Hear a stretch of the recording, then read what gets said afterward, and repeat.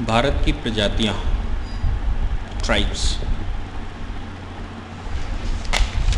इससे पहले हम थोड़ा सा हिस्ट्री को झांक लें। भारत की प्रजातियां करने से पहले हम ज्योग्राफिकली देश की स्थिति जान लें कि देश किस प्रकार से, भौगोलिक पृष्ठभूमि उसकी क्या है।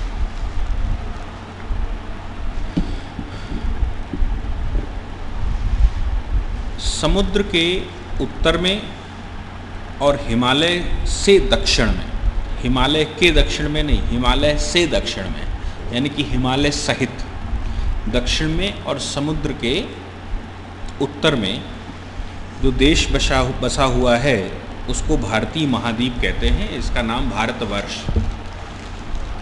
भारतवर्ष नाम देने का कारण है कि अलग अलग ग्रंथों में भरत के नाम हमको मिलते हैं और भरत के नाम से हमने उसको भारत कहा।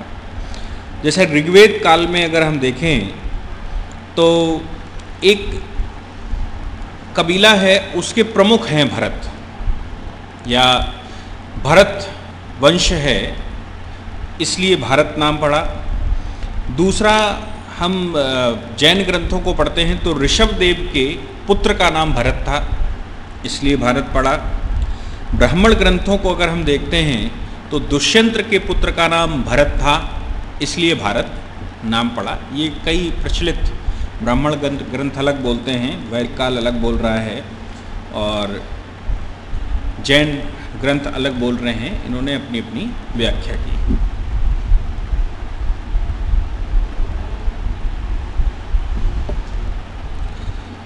इसके अलावा इसका नाम आर्यावर्त पड़ा क्योंकि नॉर्थ में निवास करने वाले लोगों को आर्य समझते हैं। आर्य किसको कहते हैं? आर्य का तात्पर्य है श्रेष्ठ। आर्य से मतलब श्रेष्ठ। तो जो श्रेष्ठ जन होते थे, स्त्रियां अपने पति को आर्य कहती थीं, दूसरे श्रेष्ठ व्यक्ति को भी आर्य कहती थीं। क्या कारण था कि जिसको वो श्रेष्ठ समझते हैं उसको हम लोग आर्य के नाम से जानते हैं। तो श्रेष्ठ लोगों के रहने के स्थान के नाम से इसका नाम आर्यावर्त पड़ा। आर्यावर्त के अलावा बौद्ध ग्रंथों की अगर हम बात कहें तो यूनानियों के समय पर जब यूनानी भारत में आए तो उन्होंने इसका नाम इंडिया, यूनानियों ने इसका नाम इंडिया रखा और हिंद शब्द का इस्तेमाल बहुत बाद में हुआ। ठीक, यानी कि जब हम कहें मध्यकालीन लेखक आए, मध्यकालीन लेखक से मतलब मिडिवल इंडिया, मिडिवल हिस्ट्री के लोग आए, तब उन्होंने इसका नाम हिंद और हिंद के नाम से हिंदुस्तान। हिंद नाम रखने का कारण एक था, वो सिंधु नदी है और सिंधु नदी को कुछ गलत प्रोनाउंसिएशन लोग करते हैं तो हिंद बोलते हैं। सा को हा, आज भी भारत में गुजरात साइड में चले जाइए या असम में चले जाइए तो सा को हा बोलते हैं, असम को अहम, अहोम ऐसे करके बुलाते हैं, तो सा को हा प्रोनाउंस करते हैं। तो फिर उस सिंधु को हिंदू प्रोनाउंस किया, इसलिए सिंधु नदी के आसपास रहने वाले लोगों को या रहने वाले क्षेत्र को हिंदू भूमि या हिंदुस्तान कहा गया। 5 भागों में देश को विभाजित किया गया था पहले। उत्तर को उदीच, दक्षिण को मध्य को मंझिम, पूर्व को प्राच्य, पश्चिम को अपरांत और दक्षिण को दक्षिणापथ। ये 5 भागों में पूर्व, पश्चिम, उत्तर, दक्षिण और मध्य। तो पूर्व को क्या कहा? पूर्व को उस समय कहा गया प्राच्य, प्राच्य। उत्तर को कहा गया उदीच, मध्य को कहा गया मध्यम, पश्चिम को कहा गया अपरांत और दक्षिण को कहा गया दक्षिणापथ। ये 5 हिस्सों में बांटा। लेकिन अगर हम आज की बात कहें या उस समय भी बाद की बात करें तो 4 हिस्सों में डिवाइड करना देश को उचित होगा। 4 भागों में अगर हम उसको पढ़ें तो पहला क्षेत्र पड़ता है तराई के जंगल, तराई, और तराई से जंगल होते हुए हिमालय। ठीक, ये क्षेत्र पड़ता है। यहाँ पर वर्तमान में कश्मीर, शिवालिक, टिहरी, कांगड़ा, भूटान, नेपाल, सिक्किम और कुमायूं ये क्षेत्र हैं जो तराई से ऊपर शिवालिक क्षेत्रों में हैं।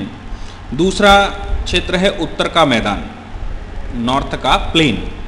नॉर्थ के प्लेन में उपजाऊ मिट्टी होती रही है और सारे जितने भी युद्ध वगैरह हुए हैं ये नॉर्थ की प्लेन के लिए हुआ है, जहाँ पर आप बैठे हैं ये नॉर्थ का प्लेन है।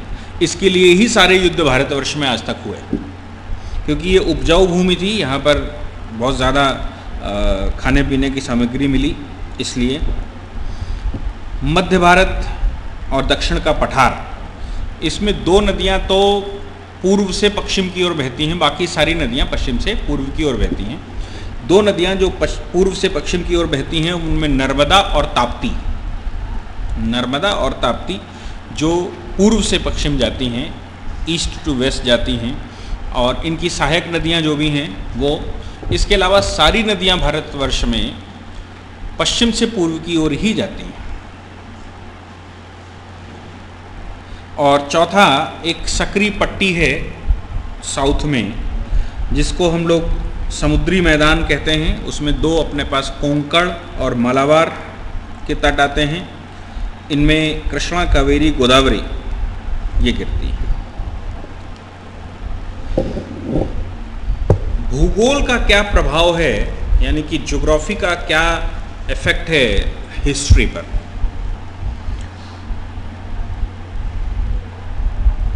देखिए, पूरे संसार में जो प्राकृतिक सीमा हिमालय ने भारत पर बनाई है, भारत की जो प्राकृतिक सीमाएं हैं वो पूरे संसार में किसी कंट्री के पास नहीं। अगर प्राकृतिक सीमाओं के मामले में दूसरा कोई बड़ा राष्ट्र है जो प्राकृतिक सीमाओं के लिए धनी है तो वो इंग्लैंड है। वो पानी पर है, चारों ओर पानी है, और प्राकृतिक सीमाओं के लिए यूएसए भी अपना उचित स्थान रखता है।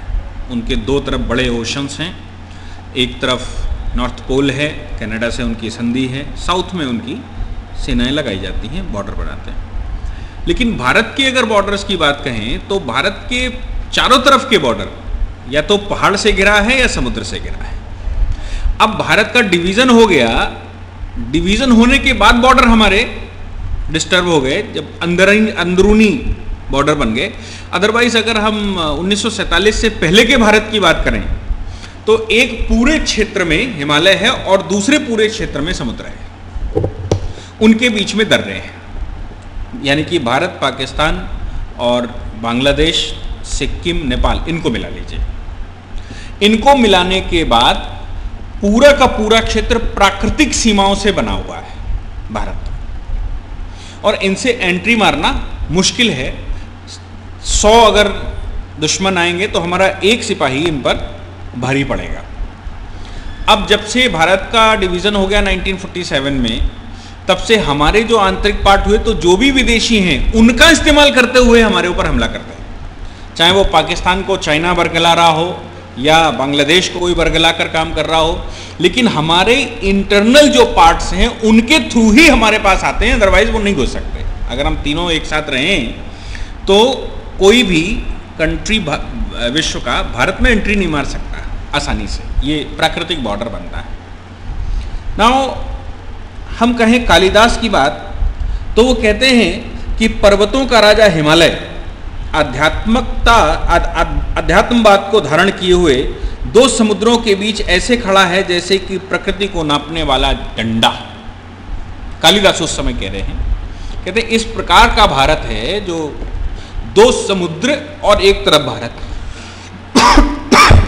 दो समुद्र कौन? एक इधर आप अरब सागर की बात करें, इधर बंगाल की साड़ी और हिंद या पूरे के पूरे हिंद महासागर की बात करें तो ये इनके बीच में एक बॉर्डर से हिमालय शुरू होता है और दूसरे सीमा पर लगता है। कभी ध्यान दीजिए कि इधर कराची के आगे से शुरू होता है हिमालय और पूरा घूमता हुआ उधर बंगाल की खाड़ी पर जा रहा है। तो एक सीमा तो हिमालय से बन गई पूरी उस क्षेत्र की, और इधर दूसरी तरफ समुद्र हो गया। तो वो कहते हैं दो समुद्रों के बीच में हिमालय इस प्रकार से विद्यमान है जैसे कि एक डंडा। ठीक, आगे भारत में जो एंट्री मारी है पूरे वर्ल्ड में किसी कंट्री ने, उसमें 2 दर्रे हमारे पास हैं जिनसे एंट्री मारी है। वो दोनों के दोनों दर्रे पाकिस्तान क्षेत्र में लगते हैं। एक हिंदुकुश का दर्रा है, एक सुलेमान दर्रा है।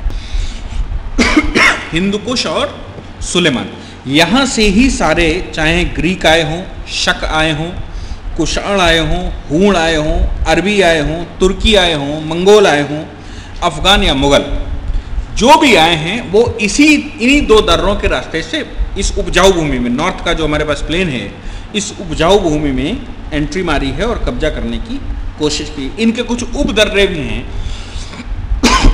जिनकी मदद से, जैसे खैबर, कुर्रम, बेलन, टोंची, गोमल, ये उपदर्रे हैं जहाँ से ये लोग आते हैं या आए हैं।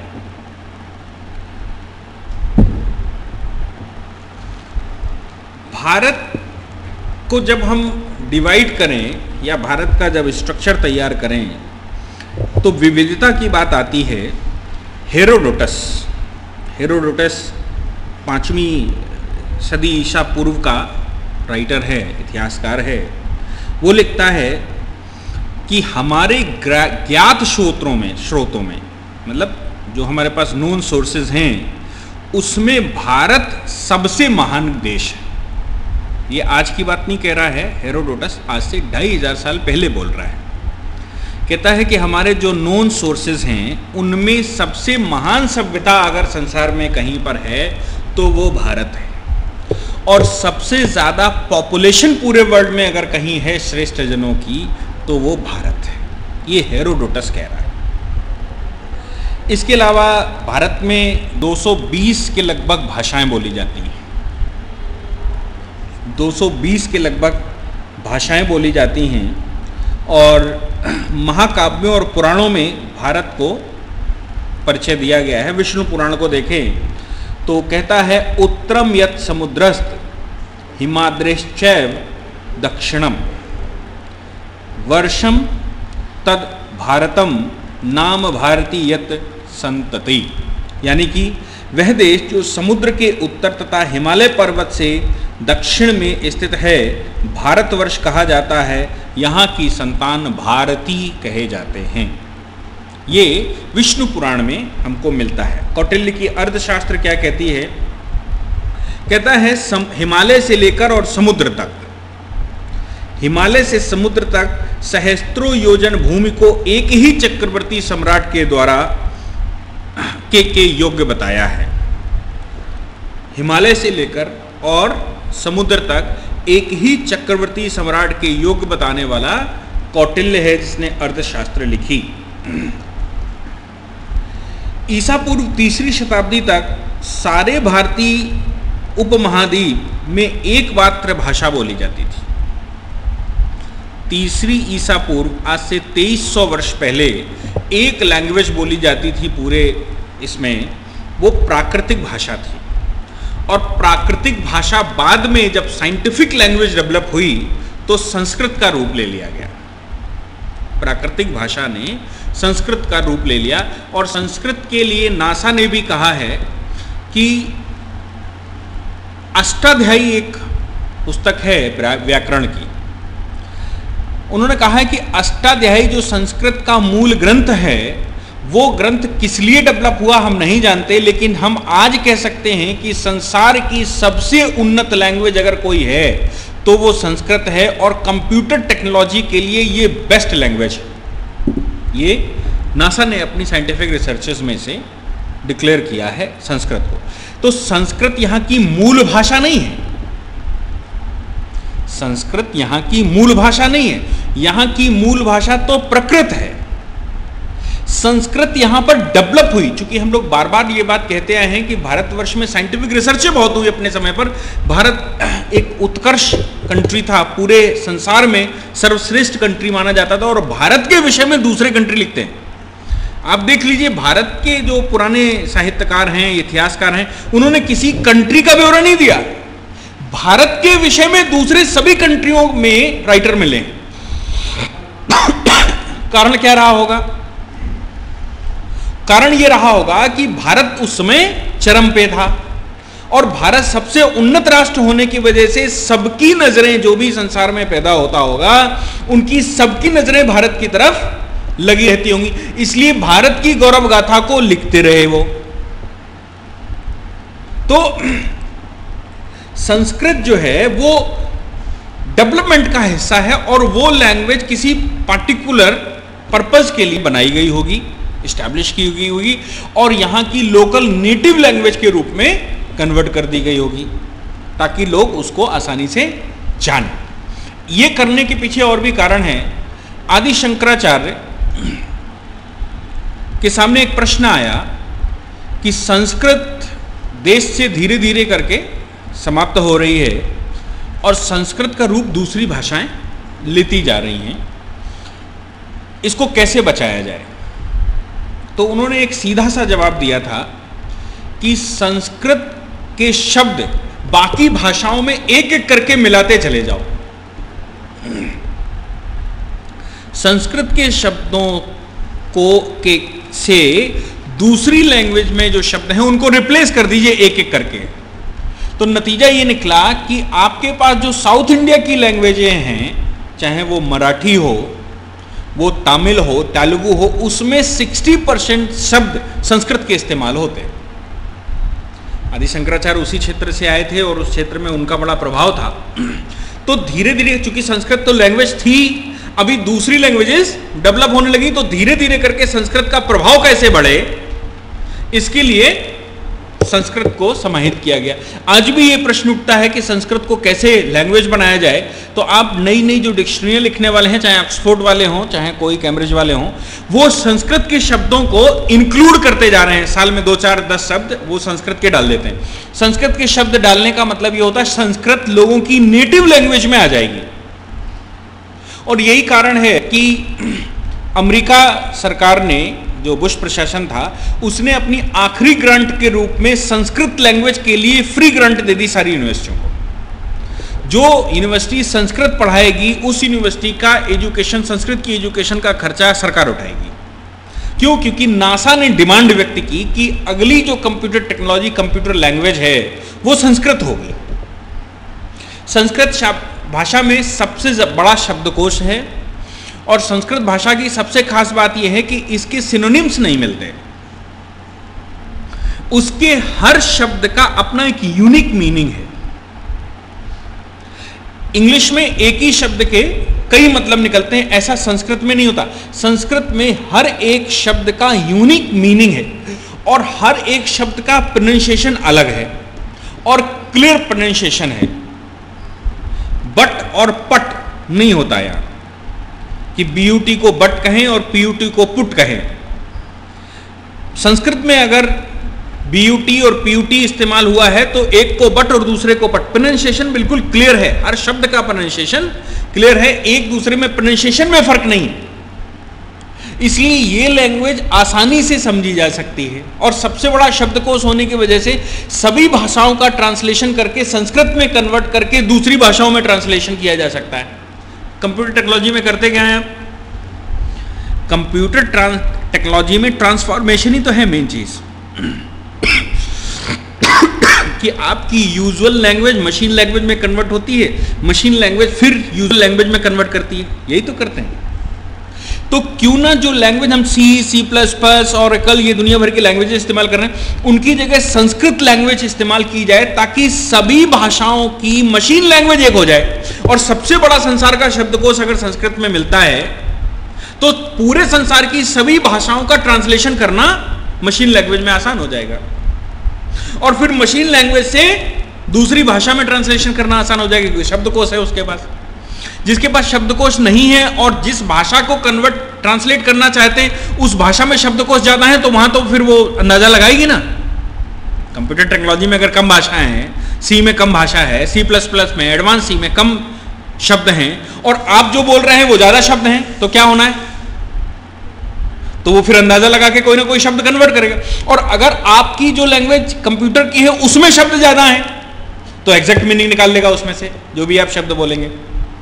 तो ये जो ट्रांसलेशन है वो उस पर अगर संस्कृत भाषा को कंप्यूटर की लैंग्वेज बना दिया जाए तो वो पूरे संसार की जो भाषा की प्रॉब्लम है कंप्यूटर टेक्नोलॉजी में, वो सॉल्व हो जाएगी, ट्रांसलेशन।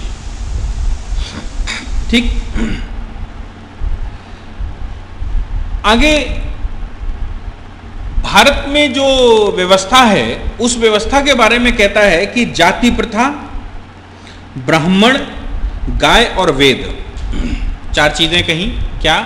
जाति प्रथा, ब्राह्मण, वेद और गाय, ये पूरे भारतवर्ष में पूजनीय है। उस समय जब भारतवर्ष का नाम भारतवर्ष रखा जा रहा है, ये पूरे पूजनीय है। इसमें हम एक संशोधन करना चाहेंगे, जाति व्यवस्था नहीं, जाति प्रथा नहीं, वर्ण व्यवस्था। राइटर ने जो भी लिखा है उसकी जगह अगर शब्द वर्ण व्यवस्था इस्तेमाल किया जाए तो वर्ण व्यवस्था पूरे भारतवर्ष में मान्य थी। वर्ण व्यवस्था और जाति प्रथा में फर्क समझते हैं क्या होता? वर्ण व्यवस्था और जाति प्रथा, इन दोनों में फर्क समझते हैं क्या होता? नहीं पता। वर्ण जो हैं वो कर्मों के आधार पर बनाए और जातियां जन्म के आधार पर बनाई। भारतवर्ष के वैदिक ग्रंथों में कहीं जाति प्रथा नहीं है। ये मिस इंटरप्रिटेशन है जिसको हम लोग जाति प्रथा कहते हैं। वेदों में कहीं जाति प्रथा नहीं है, वर्ण व्यवस्था है। वर्ण व्यवस्था का क्या उद्देश्य है? वर्ण व्यवस्था का उद्देश्य कर्मों के आधार पर वर्ण विभाजन है। कर्मों के आधार पर वर्ण विभाजन। एक मनु महाराज की बात बताते हैं। उन्होंने कहा कि एक दलित जहां स्नान कर रहा हो उसके 200 मीटर आगे जिस तरफ नदी बह रही है, उस समय ट्यूबवेल और हैंडपंप तो लगे नहीं होंगे, नदी में स्नान करते होंगे, उसके 200 मीटर आगे तक स्थान अशुद्ध हो जाता है। अब इसको दोनों से इंटरप्रेट करके देख लो। एक इंटरप्रिटेशन जाति प्रथा से लगा लीजिए और एक इंटरप्रिटेशन वर्ण व्यवस्था से लगा लीजिए। वर्ण व्यवस्था से अगर इंटरप्रिटेशन करेंगे तो वो मलमूत्र का कार्य करने वाला जो अशुद्ध हो गया है वो अगर स्नान करेगा तो पानी, नदी का बहाव जिस तरफ रहेगा उसमें 200-300 मीटर तक उसकी अशुद्धियां जाएंगी। उसके आगे कोई अगर स्नान कर रहा होगा तो वो निश्चित रूप से कीटाणु उसके पास जाएंगे, वो गंदगी उसके पास जाएगी। जब तक नदी का क्या है, बहती हुई नदी सारी अशुद्धियों को स्वयं क्योर कर लेती है। ये उसका गुण होता है, बहती हुई नदी का ये गुण होता ही है कि वो पानी को क्योर कर लेती है। उसका साक्षात एग्जाम्पल ये है कि गोमती नदी एक नाला है और उसके बावजूद वो नदी का रूप धारण किए हुए है, वो शुद्ध होती चली जाती है, अपनी गंदगियों को घाट पर निकालती जाती है, साइड पर निकालती जाती है और जल आगे बढ़ता जाता है। ठीक, तो वो कहते हैं कि 200 मीटर आगे तक एक दलित स्नान कर रहा हो, उसके 200 मीटर आगे तक अगर कोई स्नान करता है तो वो अशुद्ध हो जाएगा। जाति व्यवस्था में गलत है, लेकिन वर्ण व्यवस्था में ठीक है। क्यों? क्योंकि जो व्यक्ति चर्मकार है, चमड़े का कार्य करता है, जो व्यक्ति मलमूत्र का कार्य करता है, जो व्यक्ति सफाई का कार्य करता है, स्वाभाविक रूप से अशुद्धियां उसके साथ जाएंगी और वो अछूत होगा। अछूत कहां से आया? जाति व्यवस्था में अछूत नहीं है, वर्ण व्यवस्था में अछूत है। क्यों अछूत है? क्योंकि जो कार्य वो कर रहा है उस कार्य के तहत उसके पास अशुद्धियां रहनी स्वाभाविक है। अब उसको छूना नहीं है। क्या आप अछूत नहीं हैं? क्या आप प्रातःकाल मलमूत्र नहीं छूते? उस समय आपके घर वाले आपको छूने से मना करते हैं। जब तक आपने स्नान ना कर लिया हो, जब तक आपने हाथ पैर ना धो लिए हो, तब तक आपको मना किया जाता है, दरवाजा ना छुइए, इधर ना निकलिए, उधर कपड़े ना छुइए, ये ना करिए, वो ना करिए। क्या ये अछूत नहीं है? That is the definition of अछूत। क्या है? वर्ण व्यवस्था के आधार पर तुमने जो कार्य किया, तुमने जो कार्य किया और जो वर्ण तुमने उस समय धारण करके रखा, उसमें आप अछूत हैं। कब शुद्ध होंगे? जब स्नान कर लेंगे। शुद्ध हो जाएंगे तो फिर वर्ण दूसरा धारण करेंगे और दूसरा वर्ण धारण करेंगे तो आप अछूत नहीं रहेंगे। किस आधार पर ये अछूत या वर्ण व्यवस्था आई आपके कर्मों के आधार पर, जो जैसा कर्म करता है उसके आधार पर वो छूत अछूत बनता था। ये भारत में साइंटिफिक टेक्नोलॉजी का नतीजा था, मतलब साइंस इतनी डेवलप्ड थी कि लोगों को ये मालूम था कि किसके क्या इफेक्ट होने वाले हैं। लेकिन जब विदेशी आक्रमण भारत में हुए तो साइंस तो चली गई, रह क्या गया? जाति बना दी लोगों ने, यानी कि जन्म के आधार पर शुद्ध और अशुद्ध मानने लगे। और ये जो जन्म के आधार पर शुद्ध और अशुद्ध मानने लगे, इसने सब गड़बड़ी फैला दी। इसने जातियां बना दी, परमानेंट अछूत बना दिया और परमानेंट ब्राह्मण बना दिया। जबकि भारत के वैदिक काल में परमानेंट ब्राह्मण और परमानेंट अछूत नहीं है, वर्ण के आधार पर जो वर्ण उसने धारण करके रखा उस आधार पर वो उस प्रकार का है, ठीक। और उसके बीच में समरसता बिठाई, जिसको हम लोगों ने कहा सामाजिक समरसता। सामाजिक समरसता मतलब harmonisation, social harmonisation. Social harmonisation क्या? कि सभी वर्णों में हार्मोनाइजेशन बिठाया गया। होली मिलन सब एक साथ करेंगे, त्योहार सब एक साथ मिला करेंगे, सबके खाने पीने की व्यवस्था एक साथ होगी। अगर वो अछूत होता परमानेंट तो ऐसा ना होता। ऐसा करने की आवश्यकता उस समय के महर्षियों को नहीं थी, लेकिन उन्होंने सबको समरस बनाया और एक दूसरे से सबको लिंक कर दिया। कहने का मतलब कोई परमानेंट अछूत नहीं था। अब वो परमानेंट अछूत हो गए, और इस पर बहुत बड़ा रोल अगर किसी ने प्ले किया तो विदेशी आक्रांताओं ने किया, जो भारत में आए और उन्होंने यहाँ के सिस्टम को भंग किया और एक दूसरे को लड़ाने के लिए तुम अछूत हो, तुम ऐसे हो, तुम वैसे हो, तुम ये हो, तुम वो हो, और उनकी परमानेंटी बना दी, उनकी आईडी बना दी। आईडी के आधार पर वो वंश चल गए और वंश के आधार पर जाति व्यवस्था चल गई, जाति व्यवस्था के आधार पर राजनीति हो गई और राजनीतिक आधार पर युद्ध और दंगे शुरू हो गए। ये मूल है। भारत के इतिहास में अब हम प्रजातियों पर आ जाते हैं। तो भारत में दो तरह की मेन प्रजातियां पाई जाती हैं, एक आर्यंस हैं, दूसरे द्रविड़ियन हैं। आर्यंस और द्रविड़ियन। आर्यन और द्रविड़ियन दो शब्द हैं, इनकी अपनी एक फिलॉसफी है, उसको समझें तो समझ में आ जाएगा आसानी से। जब ऐसा महर्षियों ने बताया कि पृथ्वी पेंजिया के रूप में थी, पृथ्वी पेंजिया के रूप में थी, एक बीच में उथला स्थान था और बाकी पूरे संसार में पानी था। टेक्टोनिक डिस्टरबेंस की वजह से, जमीन के अंदर जो टेक्टोनिक डिस्टरबेंस होते हैं, टेक्टोनिक डिस्टरबेंस की वजह से वो पेंजिया ब्रेक हुई। और एक यूनिवर्सल फिलॉसफी है कि जिग-जैग होता है, ये यूनिवर्सल फिलॉसफी है, जिग-जैग मोशन परमानेंट चलता है। स्प्रिंग को खींचेगी, फिर उसको अपने आप एक स्वाभाविक स्थान पर आएगी। एक पेंडुलम को छोड़ दीजिए तो इधर जाएगा, फिर स्वाभाविक धीरे से अपने स्थान पर आएगा। न्यूटन का फॉर्मूला भी यही कहता है कि जो चीज चल रही है वो चलती रहेगी, जो रुक गई है वो रुकती रहेगी, प्रत्येक चीज की क्रिया की प्रतिक्रिया होगी। क्या है? तो जिगजैग मोशन चलता रहेगा। गाड़ी आप चला के ले जाइए, खड़ी कर दीजिए, थोड़ी आगे बढ़ेगी, फिर पीछे बढ़ेगी, फिर आगे बढ़ेगी, फिर पीछे बढ़ेगी। आपने खड़ी कर दी तो क्यों आगे पीछे 1 सेकंड तक होती रही? बड़ा वाहन खड़ा करिए तो थोड़ा सा रुकने के बाद 1-2 बार आगे पीछे होता है। ट्रेन खड़ी का होती है, फिर वो 1-2 बार आगे पीछे होती है। क्या है? Zigzag motion. ये यूनिवर्सल प्रिंसिपल है। आप 2 पैरों से चलते हैं, एक आगे बढ़ता है, एक पीछे बढ़ता है, एक आगे बढ़ता है, एक पीछे बढ़ता है। आप हाथ चलाते हैं, दोनों हाथ बड़ी मुश्किल होती, आसानी से ऐसे चलाइए तो एक आगे एक पीछे। जो लोग नैन चलाते हैं वो एक ऐसा चलाते हैं।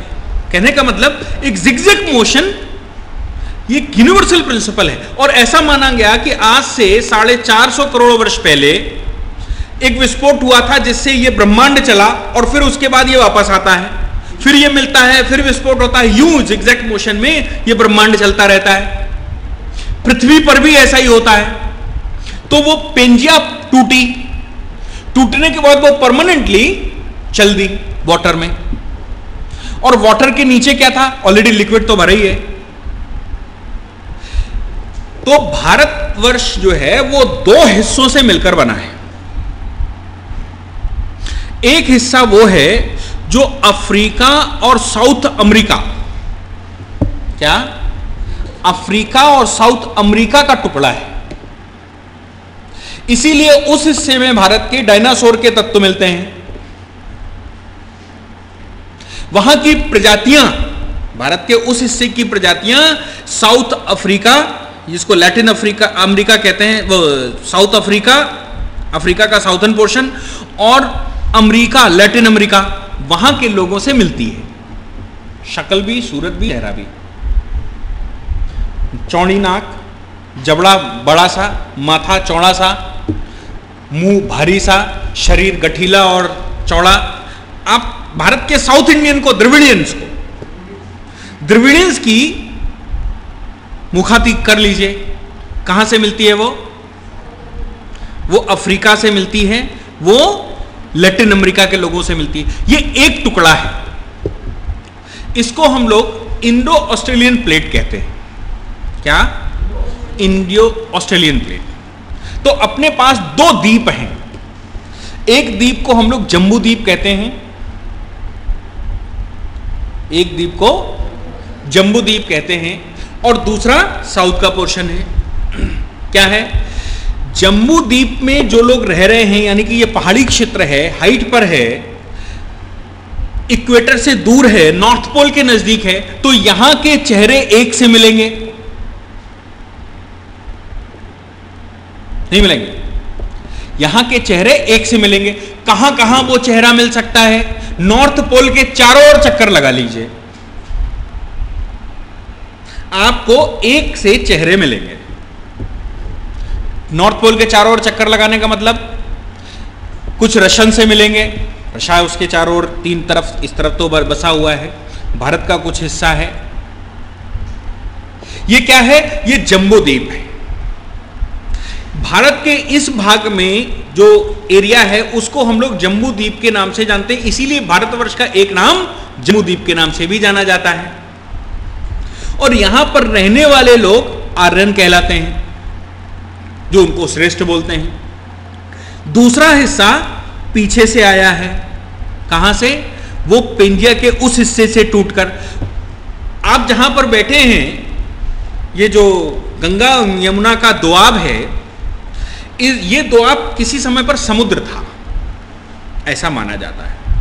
वो हिस्सा जो जम्बू द्वीप का है, वो एक पहाड़ यूं ढलता चला गया, समुद्र आया, और वो हिस्सा उधर से आया। ये दोनों हिस्से धीरे से मिले, और आज भी 1 सेंटीमीटर प्रति वर्ष के हिसाब से इंडो ऑस्ट्रेलियन प्लेट जम्बू द्वीप में एंट्री मार रही है, उस तरफ चल रही है। 1 सेंटीमीटर प्रति वर्ष का हिसाब है, और उसके कारण हिमालय अभी तक सुदृढ़ नहीं हो पा रहा, क्योंकि उसमें हर वर्ष जब थोड़ी थोड़ी ऊंचाई बढ़ती है तो वो डिस्टर्ब होता है। डिस्टर्ब होने का नतीजा वो कठोर नहीं हो पाता, वो गिर जाता है, उससे पहले लैंडस्लाइडिंग हो जाती है वहां। और यही कारण है कि आपने जो माउंट एवरेस्ट है उसकी हाइट 2 मीटर बढ़ा दी। कैसे बढ़ गई 2 मीटर? ऊपर चल रहा है ना, तब तो समुद्र तल से 2 मीटर बढ़ गई, या तो समुद्र नीचे जा रहा है, समुद्र का पानी नीचे जा रहा है, या फिर पहाड़ ऊपर उठ रहा है। तो समुद्र का पानी तो ऊपर जा रहा है, ये वेल डिफाइंड है, इसमें तो कोई दोहरा ही नहीं कि समुद्र तल ऊपर उठ रहा है। इसका मतलब यह हो गया कि पहाड़ भी ऊपर उठ रहा है, तभी तो उसकी हाइट बढ़ रही समुद्र तल से। और वो उठ कैसे रहा है? इसका मतलब यह हो गया कि नीचे से कुछ प्रेशर ऐसा है जो उसको ऊपर उठा रहा। अच्छा, इतने बड़े पहाड़ को जब वो धीरे धीरे ऊपर उठेगा तो लैंडस्लाइडिंग होना स्वाभाविक है। पहाड़ मजबूत नहीं हो पा रहा, उससे पहले गिर जा रहा है, तो लैंडस्लाइडिंग हिमालय पर संसार में सबसे ज्यादा पाई जाती है, यही कारण है। इसलिए 2 प्रजातियां भारत में पाई जाती हैं, एक जम्बू द्वीप में रहने वाले, कौन? जिनको हम आर्य कहते हैं, और एक साउथ में रहने वाले जिनको हम द्रविड़ कहते हैं। तो ये द्रविडियन और आर्यन की मिली जुली सभ्यता है, ये भारतवर्ष है। अच्छा, क्या है कि आर्यों के विषय में ऐसा कहा जाता है, लोगों ने, बहुत सारे लोगों ने रिसर्च की और लोग मानते हैं कि ये रशा से आए, यहां से आए, वहां से आए। मैं ये मानता हूं कि संसार की सबसे पुरानी अगर पुरातात्विक स्थान कहीं मिले हैं तो वो भारतवर्ष है। आज तक के खुदाई में जो पुरातात्विक साक्ष्य मिले हैं उसमें सबसे पहले सभ्यता ऐसा माना गया कि भारतवर्ष है। अगर सभ्यता संसार में सबसे पहले भारत में डेवलप हुई तो रशन यहां कैसे चले आए? रशन को कैसे कह सकते हैं कि वो आकर यहां बस गए जब सभ्यता आपके यहां डेवलप हुई? उसका साक्षात एग्जाम्पल है द्वारिका। अभी 10 साल पहले द्वारिका मिली हमको समुद्र के गुजरात की खाड़ी में, और वो द्वारिका की जो अंदर से ईंट निकाली गई, उनका जो कार्बन डेटिंग निकाली गई, उसमें यह पता लगा कि 8000 वर्ष से कम तो है ही नहीं, और इवन 8000 से 20000 वर्ष पुरानी तक ये सभ्यता है। अगर ये 8000 से 20000 वर्ष पुरानी सभ्यता है भारतवर्ष, तो फिर ये जो बाद में डेवलप हुए कोई 2000 साल से, कोई 3000 साल से, ये भारत में कैसे चले आए? इट्स मीन्स कि सभ्यता भारत में अगर डेवलप हुई तो भारतवासी दूसरी जगहों पर गए। कालांतर होने की वजह से पहचान खत्म हो सकती है कि हो गई हो। हमारे परिवार, सबके परिवार हैं, आपको मालूम है कि आप अकेले तो वंश पैदा नहीं हुआ होगा, वंश कहीं ना कहीं से चला होगा। आज से 5000 साल, 5000 पीढ़ी पहले, 10000 पीढ़ी पहले कहीं ना कहीं से तो आए होंगे, उनके परिवार बने होंगे। फिर वो कोई यहाँ से हैदराबाद शिफ्ट हुआ होगा, तो कोई बंगाल शिफ्ट हुआ होगा, तो कोई अमेरिका शिफ्ट हुआ होगा। फिर अमेरिका में 5 पीढ़ी निकल गई तो वो कौन हो गया? अब उसकी तो बात ही खत्म हो गई, वो भारत से आया था तो वो अमेरिकन हो गया। या उसने धर्म परिवर्तन कर लिया तो वो रोलैंडो, लैंडो, पुलेंडो को लिखने लगा, हो गया नया। उसकी 5 पीढ़ियां आई तो वो कहती है मैं तो यहीं का था। तो हम ये मान के चलें कि कोई भी भारत में नहीं आया, भारत से सब गए और जाकर आए। क्या? भारत में जब सभ्यता डेवलप हुई तो भारत से माइग्रेट किए और माइग्रेट करके वहां से वापस आए अपनी पूर्वजों की पृथ्वी पर, जमीन पर। ऐसा तो माना जा सकता है। तो आप जो कहते हैं कि रशा से आर्यन भारत आए, उसको सिरे से खारिज करने योग्य है। भारत से रशन गए होंगे क्योंकि सभ्यता पहले हमारे यहां डेवलप हुई। ठीक। अच्छा, दूसरी बात ये भी कहते हैं कि भाई उधर से आए, इधर से आए, नॉर्थ से आए। आप ये मान के चलें कि जो जम्मू द्वीप है उसमें हिमालय सम्मिलित है, हिमालय के उस पार नॉर्थ पोल है, साइबेरियन के जंगल निकाल दीजिए, नॉर्थ पोल आ गया। तो ये पोर्शन अगर जम्मू द्वीप था और नॉर्थ पोल के चारों ओर उसी प्रजाति के लोग रहते हैं तो एक दूसरे के गुण धर्म मिलना स्वाभाविक है, नहीं? अब एक पहाड़ी इस पहाड़ पर रहता हो और एक पहाड़ी उधर सिक्किम पर रहता हो, दोनों की शक्ल मिलती है एक सी। क्या मतलब है? हाइट होने की वजह से उनकी प्राकृतिक चीजें मिलती। तो क्या कहोगे कि कश्मीर वाला सिक्किम गया कि सिक्किम वाला कश्मीर आया? नहीं कह सकते आप कि कौन कहां से आया। आप ये कहें कि भाई कश्मीरियों की शक्ल मिलती है सिक्किम वालों से, इसलिए यह मान लिया जाए कि सिक्किम से कश्मीर में वास किया, तो यह सर्वदा गलत होगा।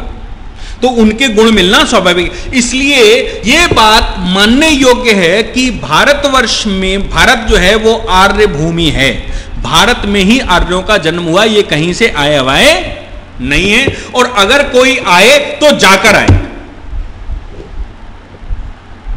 अगर कोई आए तो यहां से जाकर वापस आए, 100 पीढ़ी बाद, 200 पीढ़ी बाद, 500 पीढ़ी बाद, जो भी हो, जो भी समय लगाओ। अब दूसरी चीज साउथ की है। तो साउथ में इक्वेटर पर सबसे ज्यादा गर्मी पड़ती है, इक्वेटर पर गर्मी पड़ने की वजह से अफ्रीका के जिस हिस्से से इक्वेटर भूमध्य रेखा पास होती है वहां पर व्यक्ति तो छोड़ दो, पेड़ पौधे भी लंबे होते हैं। आप नाइजीरिया वगैरह ले लीजिए, जायरे को ले लीजिए, बंटू को ले लीजिए, ये स्थान ऐसे हैं जहां पर 500-500 फीट और 500-500 मीटर ऊंचे पौधे होते हैं, पेड़ होते हैं। 500 फीट ऊंचा पेड़ देखा है भारतवर्ष में? नहीं, लेकिन अफ्रीका में मिल जाते हैं। क्यों मिल जाते हैं? क्योंकि जमीन सघन है, धूप ज्यादा है, उनका एस्टेब्लिशमेंट जल्दी होता है गर्मी ज्यादा होने की वजह से, और वो नीचे चूंकि सीढ़न है, नीचे उनको धूप नहीं मिलती, फोटोसिंथेसिस उनको चाहिए भोजन बनाने के लिए, तो वो पेड़ ऊपर चलने लगता है और वो अपनी पत्ती को ऊपर ले जाता है ताकि ऊपर से उसको धूप मिल जाए, भोजन ले ले। तो भोजन के चक्कर में वो लंबा होता जाता है। वहां के इंसान भी इसी प्रकार के शरीर धारण करते हैं। वो पोर्शन कटकर भारत में आया तो वो द्रविडियन कहलाए। लेकिन भारत में चूंकि सभ्यता का डेवलपमेंट हो रहा है, आपको बोला 2 हिस्से हैं, तो सभ्यता का डेवलपमेंट हो रहा है, इसलिए एक दूसरे की सभ्यताओं में तालमेल बिठाना बैठ गया। ऐसा माना जाता है कि अगस्त ऋषि अगस्त जब आर्यंस के ऊपर कभी संकट आया तो आर्यन सभ्यता को प्रोटेक्ट करने वाले साउथ में अगस्त ऋषि थे। अगस्त ऋषि ने प्रोटेक्शन दिया और उन्होंने आर्यन सभ्यता को जीवित रखा और शरण दी। भारतवर्ष में जब जब विदेशी आक्रांताओं का पुनः हमला हुआ तब तब भारत से अगर कहीं सभ्यता को सेव किया गया तो वो साउथ था, साउथ में जाकर ही सेव हुआ और फिर अपने चरम पे। यानी कि द्रविडियन और आर्यंस में जैसा कहा जाता विरोधी थे, ऐसा बिल्कुल भी नहीं माना जा सकता। अगर ये विरोधी थे तो इधर से जब आक्रमण हुआ तो इधर से इनको भी आक्रमण कर देना चाहिए था, लेकिन द्रविडियंस ने आपकी सभ्यता को बचाने का कार्य किया। क्या मतलब है? मतलब है देश के लिए समर्पण पहले से भारतवर्ष में विद्यमान था और द्रविड़ और आर्यन एक दूसरे को अपना भाई स्वरूप मानते थे, ये कहा जा सकता है। ठीक, अभी भारतवर्ष में और जो प्रजातियां हैं कौन कौन सी हैं देख लीजिए। सबसे पहले हर्बर्ट रिजले ने सन 1901 में जो जनगणना करवाई उसमें प्रजातियों का विवरण किया। याद रखेंगे, बार बार हम कह रहे हैं कि यह विदेशियों की जनगणना है, भारतवासियों की जनगणना नहीं है, इसलिए इस पर बहुत विश्वास नहीं किया जा सकता। चूंकि ये लिखा पढ़ी अपनी सिलेबस में है इसलिए हम लोगों को देखना मजबूरी है, अदरवाइज ये सिरे से खारिज किए जाने योग्य है। देखिए ये क्या कहते हैं, कहते हैं द्रविडियन ये दक्षिण के राज्यों तमिलनाडु, आंध्र प्रदेश, छोटा नागपुर और मध्य प्रदेश का दक्षिणी हिस्सा, यहां पर द्रविडियंस पाए जाते हैं। दूसरा इंडो आर्यन, ऐसा बोलते हैं इंडो आर्यन, और ये जो रिजले कह रहे हैं ये बोलते हैं कि 2000 वर्ष पूर्व लगभग मध्य एशिया से ये लोग आए थे आर्यंस। हम आपको पहले बता चुके हैं कोई कहीं से आया हुआ नहीं था, अगर आए भी होंगे तो जाकर आए होंगे। मंगोलॉइड्स ये मंगोलिया एक स्थान है चाइना के ऊपर, वहाँ एक बहुत पुरानी सभ्यता है, तो मंगोलॉइड सभ्यता के लोग हैं ये हिमाचल प्रदेश और नेपाल साइड में हमको मिलते हैं। इसके बाद आर्यन और द्रविडियन की मिल के सभ्यता डेवलप हुई जिसको आर्य द्रविडियन कहते हैं। तो बीच का हिस्सा कौन सा, हमने आपको बताया बीच का हिस्सा कौन सा है,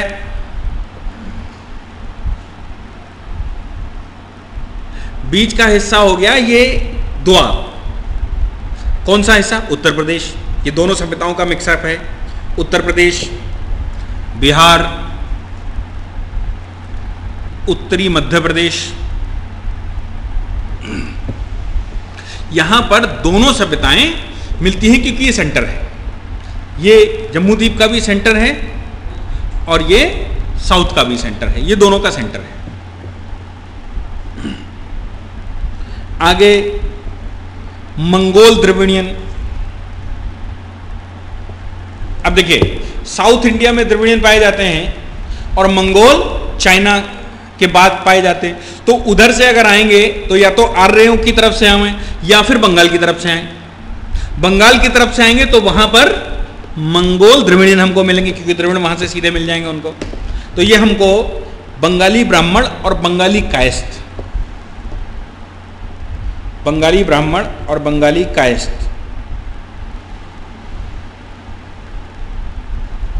सिथो सीथियन द्रविडियन, सिथो द्रविडियन यानी कि सीथियंस द्रविडियन। सीथियंस किधर से आए थे? पाकिस्तान के रास्ते से आए थे, जो हमने दर्रे आपको बताए, सुलेमान दर्रा और हिंदू कुश दर्रा। वहां से आए होंगे, एंट्री मारने के बाद या तो समुद्र के किनारे किनारे चलें या इधर एंट्री मारें। द्रविडियन मिलेंगे तो कहां करेंगे? वो किनारे किनारे अरब सागर से जाएंगे तो अरब सागर के किनारे वाले प्रदेशों में पाए जाएंगे। कहां कहां मिलते हैं ये मिलते हैं केरल, सौराष्ट्र, गुजरात, कच्छ,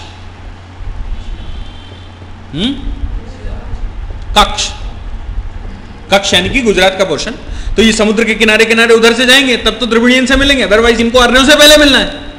तो उधर से जाएंगे तब हमको सीथियन द्रविडियन मिलेंगे।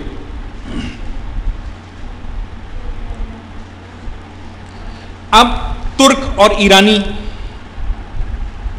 तुर्क और ईरानी अगर आएंगे तो अफगानिस्तान के पोर्शन में रुकेंगे।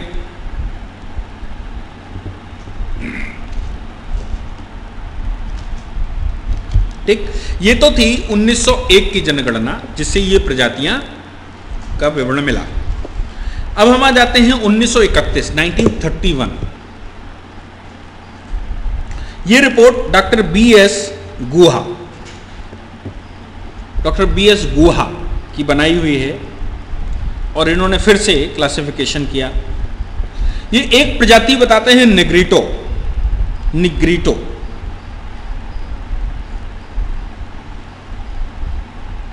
निग्रिटो मिलता है। निग्रिटो किधर से आया? यही वो है अफ्रीकन और क्या नाम ऑस्ट्रेलिया के एरिया में रहने वाला, वो तगड़ा वाला जिसका शक्ल जो है बंदरों के समान है, बंदरों के जैसा, बानरों के जैसा दिखता है, बहुत भारी चेहरा रहता है। ये अंडमान निकोबार में मिलेगा। और इधर अगर देखें तो श्रीलंका और उसके बॉर्डर पर मिलेगा, भारत के श्रीलंका के बॉर्डर पर मिलेगा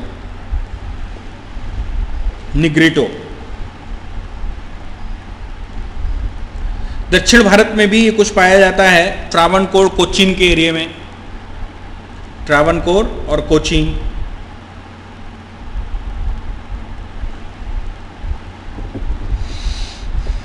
नॉर्थ ईस्ट के जो फ्रंटियर स्टेट हैं, नॉर्थ ईस्ट के फ्रंटियर स्टेट यानी कि नॉर्थ ईस्ट के सीमा प्रांत, वहां पर मिलेगा निग्रिटो। ये निग्रिटो जो है उसको ऐसे मानिए कि ये प्योर अफ्रीकन है, प्योर अफ्रीकन, बिल्कुल तगड़ा सा, लंबा सा, बाल कम होते हैं, ऐसे रहता है। नेक्स्ट है प्रोटो ऑस्ट्रेलाइट। प्रोटो ऑस्ट्रेलाइट, इसको प्री ड्रविनियन भी कहते हैं। प्रोटो ऑस्ट्रेलाइट प्री ड्रविनियन भी कहते हैं। ये सब दक्षिण में मिलता है हमको।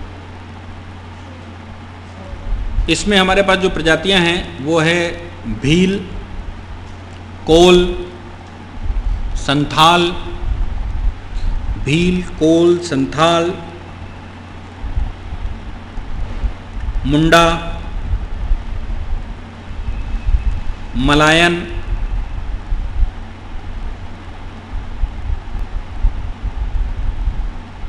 ठीक।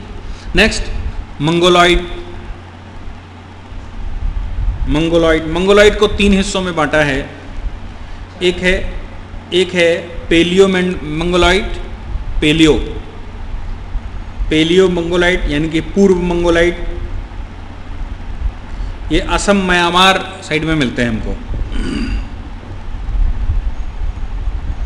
इसमें जो आपके पास बोडो रहता है ना, बोडो लैंड मांग करते हैं, बोडो, नामा और मीरी, ये प्रजातियां हैं। नामा और मीरी ये प्रजातियां हैं। फिर आते हैं भूमध्य सागरीय। देखिए इन्होंने भी वर्ड इस्तेमाल किया मेडिटेरेनियन यानी कि भूमध्य सागरीय, और इसको भूमध्य सागरीय को प्योर द्रविड़ प्रजाति कहते हैं। द्रविड़ियन भूमध्य सागर वाला है, द्रविड़ियन है। इसको फिर 3 भागों में बांटा है। एक तो है प्राचीन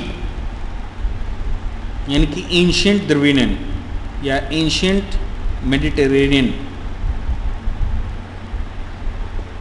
ये तेलुगु और तमिल हैं, तेलुगु और तमिल।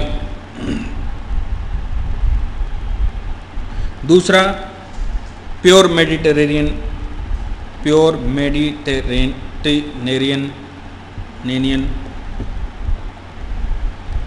ये पंजाब, कश्मीर, राजस्थान, महाराष्ट्र और उत्तर प्रदेश के हिस्सों में पाया जाता है। और तीसरी है सेमिटिक। ये पंजाब, राजस्थान और पश्चिमी उत्तर प्रदेश, ये जिनको आप जाट कहते हैं आजकल, सेमिटिक। 5वां इन्होंने बनाया है नॉर्डिक, जिसको इन्होंने इंडो आर्यन कहा। नॉर्डिक ये सिख और राजपूत हैं, ऐसा मानते हैं।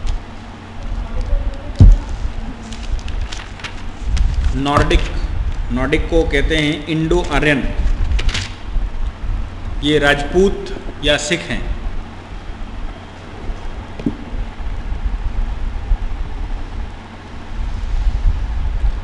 ये प्रजातियां इन्होंने बनाई जरूर हैं, लेकिन जैसा मैंने कहा बाल गंगाधर तिलक ने इस बात का खंडन किया है कि ये रशा वशा से आए थे आर्यंस। उन्होंने कहा कि ये हमारे ही नॉर्थ पोल से जुड़े हुए लोग हैं, जो हमारा एक्सट्रीम नॉर्दर्न पहाड़ी क्षेत्र है वहाँ के हैं। कालिदास ने भी ऐसा ही कहा। कालिदास ने कहीं से बाहर से आने को नहीं बताया, उन्होंने कहा कि ये प्योर पहाड़ी जो लोग थे, जो पहाड़ से नॉर्थ पोल से जुड़ा हुआ हमारा क्षेत्र है, वहाँ के लोग आर्यन हैं, उनकी सभ्यता को आर्यन कहा। और द्रविड़ियन जो नीचे वाले पोर्शन के हैं, बीचों बीच में अगर हम माने तो ये जो मध्य प्रदेश उत्तर प्रदेश का क्षेत्र है, ये बीच है, तो इधर आर्यन और उधर द्रविड़ियन, और बीच में दोनों की मिक्स। इसीलिए उत्तर प्रदेश मध्य प्रदेश में आपको वैसे भी मिल जाते हैं जो आर्यों से शक्ल मिलती है, और वैसे भी मिल जाते हैं जिनकी द्रविड़ियों से शक्ल मिलती है। तो एक ही घर में एक बड़ा सुंदर सा गोरा सा छोटा सा चेहरा होता है और एक बड़ा तगड़ा सा मोटा सा काला सा चेहरा होता है, एक ही घर में पाए जाते हैं। दोनों सभ्यताएं मिक्स हो गई यहाँ पर आके, क्योंकि ये बॉर्डर लाइन है।